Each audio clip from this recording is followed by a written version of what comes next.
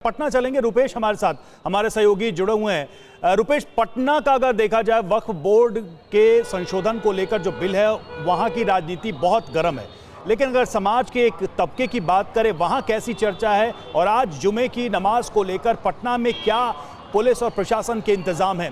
रुपेश। देखिए, बिल्कुल जामा मस्जिद के पास इस वक्त मैं मौजूद हूं और जुमे की नमाज अदा की जा रही है और मैं वहां पर मौजूद हूं जहां पर सामने हनुमान मंदिर है और ठीक उसके बगल में जामा मस्जिद। और पूरे देश में काश अगर यही माहौल हो कि रामनवमी की कनात लगाई जाए और अंदर नमाज पढ़े मुसलमान। ये मंदिर है और ये हिंदुओं की जो व्यवस्था है वो ये व्यवस्था है रामनवमी के लिए, ये कनात लगाई गई है और कनात के नीचे नमाज अदा की जा रही है। काश पूरे देश में अगर ये माहौल हो कि कनात रामनवमी के लिए और नमाज पढ़ें मुसलमान भाई। क्या ये तो आपसी मोहब्बत की बात है, ये होना चाहिए। ये आपसी मोहब्बत, मेल मिलाप, मिल्लत अगर ये पूरे देश में हो तो कितना अच्छा हो। बहुत बहुत अच्छी बात। रामनवमी के लिए कनात लगे और नमाज आप पढ़ें, बहुत अच्छा है, बहुत अच्छा, बहुत बेहतर है। नमाज हो गई, ये रामनवमी के लिए कनात लगी और नीचे नमाज अदा आप लोगों ने किया। ये सदियों से चलता आ रहा है, हिंदू मुस्लिम भाई भाई कोई हो रहा है। अच्छा, ये वक्फ संशोधन विधेयक जो पास हुआ उसको लेकर के कुछ है आप लोग? उसके बारे में हम कुछ नहीं बोल सकते हैं, जो हुआ सर। जी पूछिए, क्या नाम हुआ आपका? अब्दुल रहमान साहब।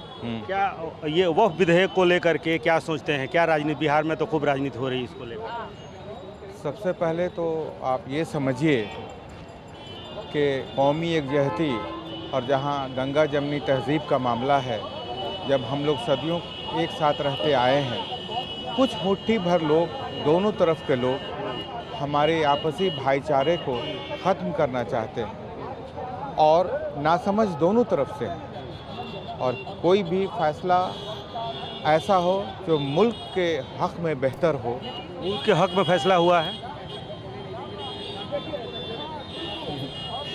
ऐसा तो नहीं लगता है और हमसे ज़्यादा बेहतर आप लोग जानते हैं, क्योंकि हम लोग तो ज़्यादा इस सब में रहते नहीं हैं। लेकिन मुल्क के हक़ में फैसला नहीं हुआ, क्योंकि जो चीज़ चली आ रही थी एक ज़माने से, उसमें आप परिवर्तन करते रहेंगे। कहीं ना कहीं आप एक समाज को दाबने का काम कर रहे हैं और सब लोग नहीं है इसमें, मुट्ठी भर। अभी भाई साहब ने कहा चंद ऐसे लोग हैं। अब अभी आप देख लीजिए, एकदम सिंपल सी मैं बात बता देता हूँ। ईद की नमाज आधा घंटा और अभी 3 से 4 बजे से यहाँ सारी दुकानें बंद हो जाएंगी।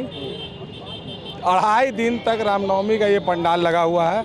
मैं इसके खिलाफ नहीं बोल रहा हूँ, हम लोग भी दुकानदार हैं, ठीक है, ओके, बंद है। क्योंकि धर्मनिरपेक्षता क्या कहता है? धर्मनिरपेक्षता कहता है कि हम जो धर्म को माने दूसरे धर्म का। आपका वो जो विधेयक है जो अब एक्ट बन गया, क्या विरोध किस बात को लेकर? कौन सा पढ़ा है आपने? क्या क्या पॉइंट्स हैं उसमें? क्या क्या? ज़्यादा तो नहीं पढ़े हैं, लेकिन पढ़े नहीं है लेकिन विरोध करेंगे। कुछ पढ़े हैं, कुछ पढ़े हैं। जैसे कि उसमें विधेयक में है कि जो आपने पढ़ा है, आपने देखा है क्या है? आप समर्थन कर रहे हैं या फिर मुखालफत कर रहे हैं? हम तो जानते नहीं, हम तो उतना कुछ जानते नहीं है। हमने कुछ पढ़ा है। क्या नाम हुआ आपका? मोहम्मद शमशाद। 2 चीज़ में मुझे डाउट है। पहला तो ये डाउट है कि जो पावर डीएम को दिया जा रहा है वो डीएम को पावर नहीं मिलना चाहिए। दूसरा डाउट है कि आप किसी गैर मुस्लिम को क्या डाउट है? किस पॉइंट्स पे, कौन से ऐसे पॉइंट है जिन पर आपको डाउट? 2-3 पॉइंट पर डाउट है। पढ़ा है आपने? वो देखा है? जो सामने आया उसके बारे में बता रहे हैं। गैर मुस्लिम को जो पावर दिया गया है या डीएम को दिया है या लेडीज़ को जो दिया जा रहा है, वो चीज़ नहीं होना चाहिए था। महिलाओं को, मतलब जो दो महिलाएं रहेंगी उनसे आप खिलाफ हैं? हाँ, उसके खिलाफ है। उस चीज़ को नहीं, क्योंकि वो विवाद का जड़ जो भाई आधी आबादी है, उनको सम्मान, उनको हक मिला, ये विवाद का जड़ है। वो विवाद का जड़ है, क्योंकि महिला जहाँ भी आए तो वो विवाद का जड़ है। महिलाएं पहले से है ना, ऐसा थोड़ी महिलाएं नहीं है। लेकिन जो नॉन मुस्लिम को जो उसमें मेंबर बनाया गया, बाकी भी कास्ट में तो बहुत सारे मान लिया धर्म के अलग अलग सब कुछ उसमें कहा दिया जाए। कुछ युवा हैं, ये बताइए, ये जो संशोधन विधेयक को जानते हैं? रुपेश, लोगों की बातें बड़ी मुखर रहा है और ये देखिए यहाँ पर पटना में क्या सोचते हैं मुस्लिम समुदाय के लोग, ये जानने की कोशिश कर रहे थे रुपेश।